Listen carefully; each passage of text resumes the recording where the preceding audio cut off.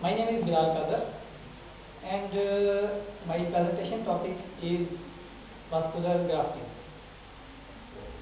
We will discuss here vascular grafting.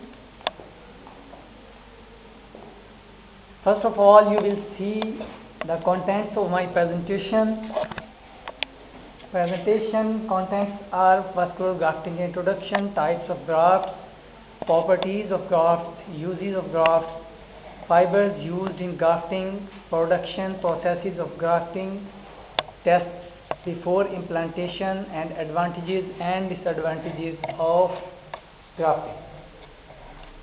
First of all, we will see here what are vascular grafts. Vascular grafts are the materials, especially living tissues or an organ surgically attached to or inserted into a body part to replace a damaged part or for compensation of a defective part. And secondly, vascular grafts are used in surgery to replace damaged thick arteries or veins of 6 mm, 8 mm, 20 mm or 1 cm in diameter. You can see here a graft, one type of graft here. It is prototype artificial vessel structure. Outer side is porous tubular polymer structure with 50 micrometer diameter pores in side walls. There are some types of vascular grafts. There are two major types, biological and synthetic. First we will see here biological.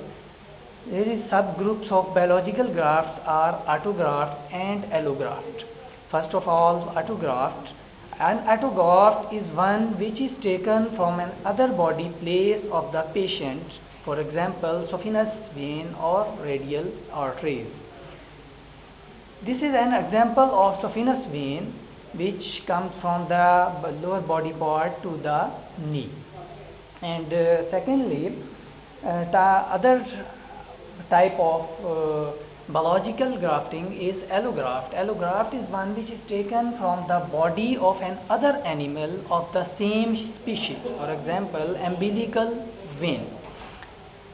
This is an example of umbilical vein, and after that we will see drawbacks of biological vascular autografts. Some disadvantages or drawbacks of these are: vessel during the removal and reimplantation is very critical, and difficult preparation and preservation is necessary. Relative poor long-term patency, degradation and shrinkage of endothelial cells due to mechanical forces not experienced by vessels prior to grafting. And second type, major type, is synthetic grafts. Those artificial grafts, arteries, veins made to replace or repair original blood vessels are termed as vascular grafts. Here are some examples of synthetic grafts. You can see in both pictures some examples of synthetic grafts. Some properties of synthetic grafts are these contains desirable biocompatibility with any body part and viscoelastic properties similar to the blood vessels, long-term mechanical stability, prevent graft leakage, capable of withstanding long-term hemodynamia and stress without failure. And some more properties are controlled operating time we can attain from the artificial grafts, and there is less risk and less expensive, and is some resistance to thrombosis and infection. Some uses of grafts are, according to the FDA, the approved uses for vascular grafts include repairing of the parts, replacement of the body parts, and bypass of sections of native artificial vessels. And some fibers used for grafting are Teflon, Dacron, nylon, polyester, polyurethane, and Gore-Tex. We shall only discuss Teflon, Dacron, and nylon, which are mostly used. Why Teflon?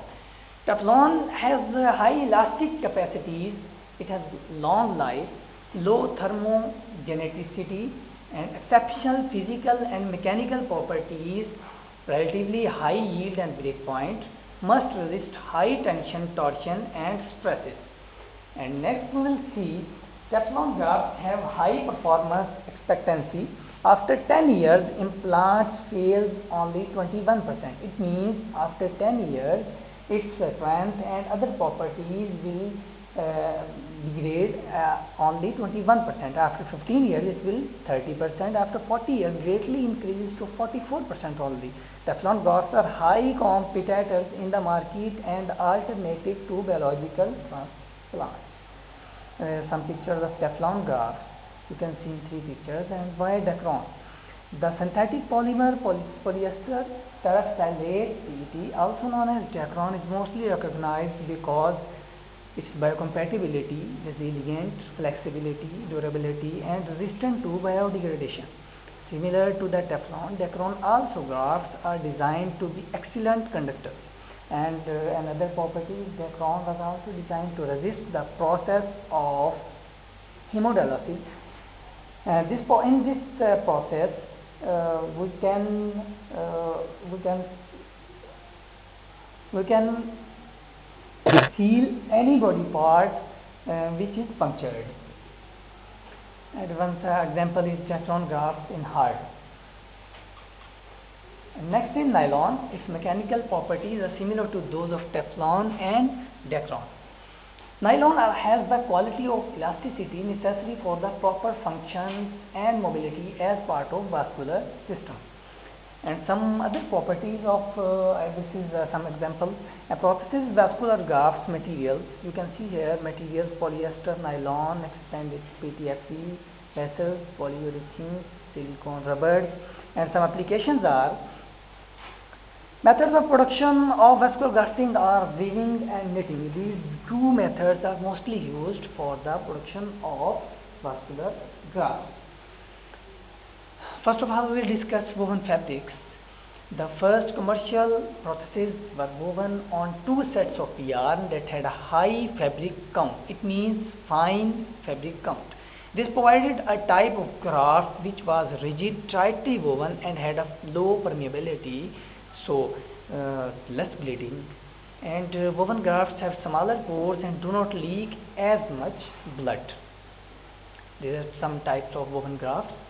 And next we will see knitted fabrics. This type of fabric was proposed as an alternative in the late 50s. The yarn used in interlooped around each other. As you know, there are 2 types, warp knitting and weft knitting. The difference between both is that weft knitting fabrics loosens and the warp knitting does not. Knitted prostheses are easier to handle than the ones made with woven fabrics.